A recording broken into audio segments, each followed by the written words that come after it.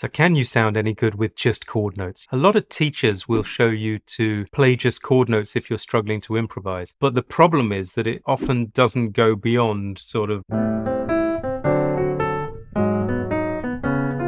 and there's just no shape to lines, and it never goes any further from triads and arpeggios and stuff like that. Now, those things aren't wrong at all, but can you sound any good with just chord notes? And why should you pursue just chord notes, if at all? Well, I think you should pursue chord notes because it's not a choice in improv of either do this or do that. You should have lots of things in your toolbox and in your repertoire. But the great thing about chord notes is you can start to work over progressions that you don't know well, or if you don't know their scales. That's one thing, but also you can start to outline the shape of the progressions and sound like you really are playing those chords just by studying what to do with chord notes rather than just going up and down them. So let me show you what I mean. I'm going to take this area of satin dull. So satin dull, D minor G7,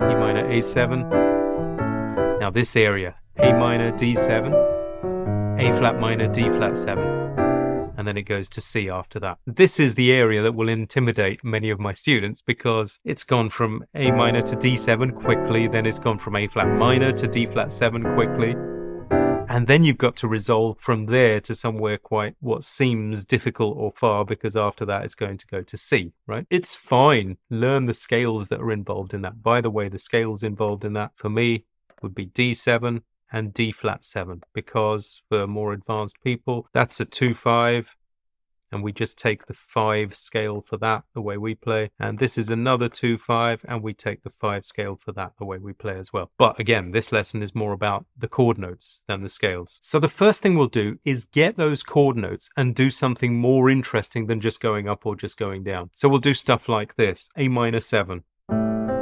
Okay, that's a straight up. I'm just taking a shell in the left hand because I'm quite low down. You don't need a whole chord for this. Shell, root and 7th, fine.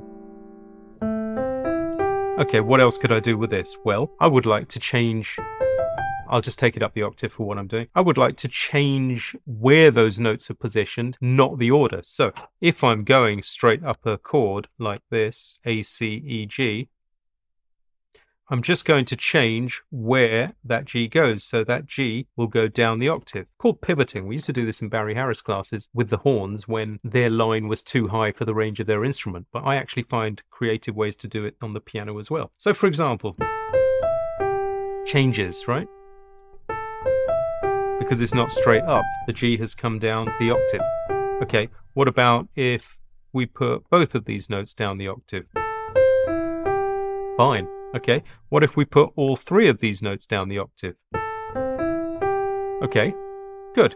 Now that may seem like nothing at this stage, but once we start joining it to D7, we can see how we're going to get more interesting lines. If you're enjoying this lesson, would you please give it a like and subscribe to the channel, hit the notification bell so you know when there's a new video. A positive comment in the comments section really helps as well. And if it's time to level up your playing and get some freedom, then consider joining us on Jazz Skills. More about that at the end. For now, let's get back to the lesson. So what I'm going to do is this kind of thing. Let's say we want to go from A minor 7 to D7.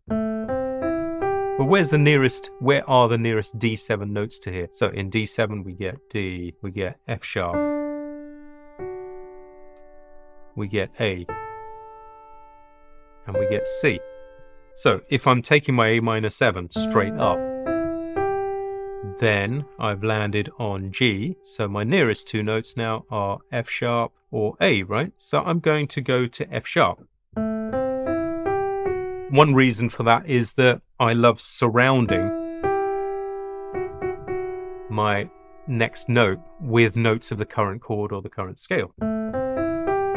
Fine, okay, now I've got my D7. I could go straight up the chord, that's okay. I think this is sometimes as far as the conversation goes, but we're going to try and push it a bit further today. So just going to reverse the last 2 notes of my D7. So I've got F sharp, A, and then the D and C reverse, right? I don't know how to mark that, but you see what I mean. Just getting that from something to music now could involve something like this. I may cut off my first note. Let's get rid of the A. 1, 2, 3, 4, 1. then that B would take me into the next chord, right, where we'd do similar stuff. We'll maybe talk about that if we get time. Why not? Straight down an A flat 7, A flat minor 7, and land on a note for D flat 7. You don't have to fill up the whole bar, that will do. Great, we haven't even done anything yet, right?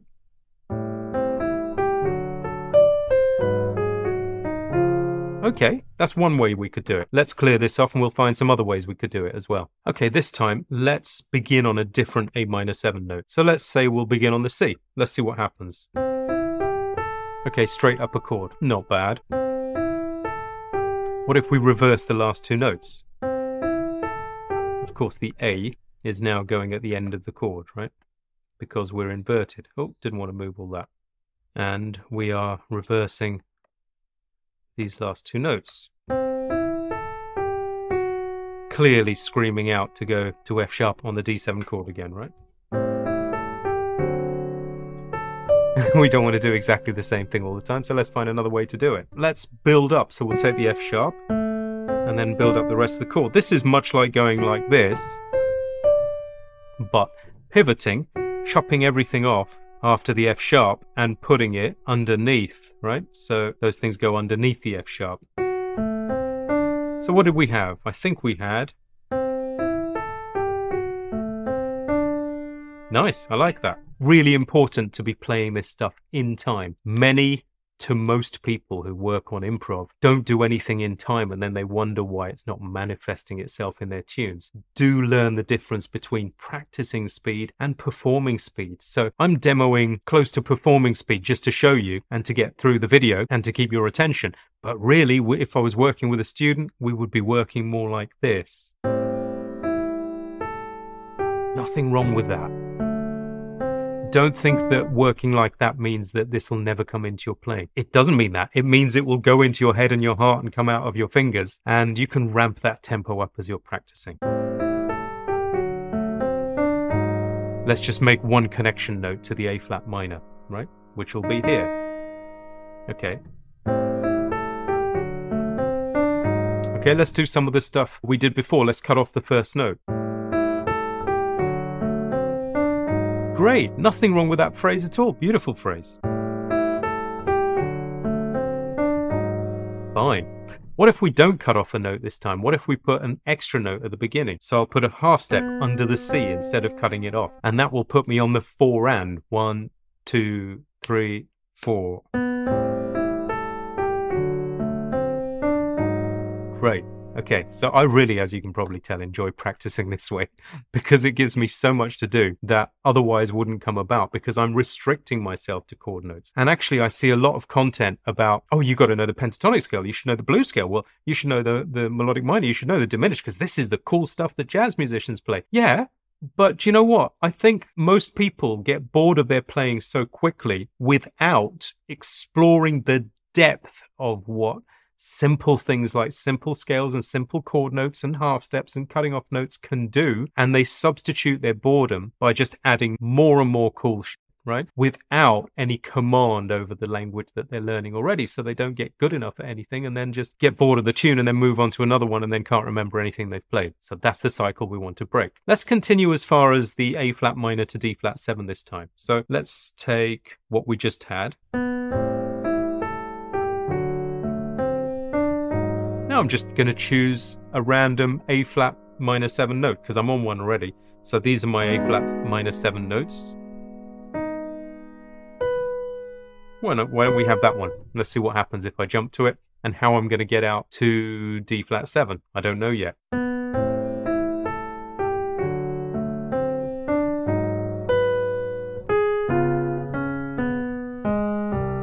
Fine. So I'm going to do something similar to that, where I keep the first phrase as it is. I'm going to find that jump in the A flat minor 7 chord notes and find a way to descend from a D flat 7 and see what happens.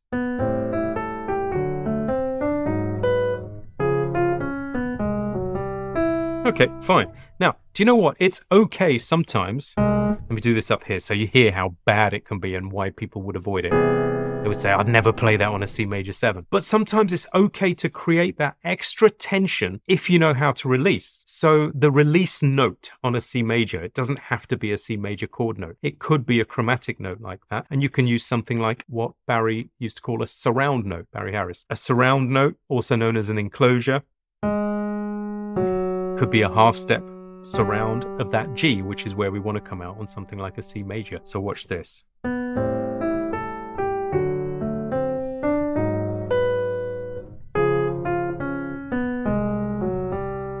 It's not bad, quite like it.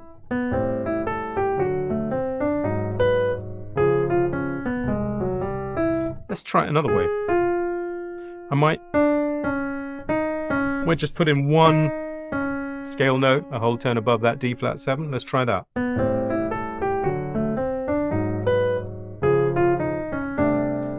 I mean, you could think of it as a scale note on D flat 7. That's the D flat 7 scale. Or you could think of this as a surround note of the D, which is like a ninth on top of C major, that kind of thing.